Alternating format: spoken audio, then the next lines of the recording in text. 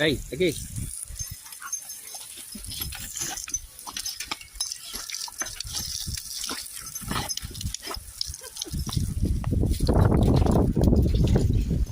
Sí. Ahí está Maya disfrutando de su nuevo hogar, su nueva casa.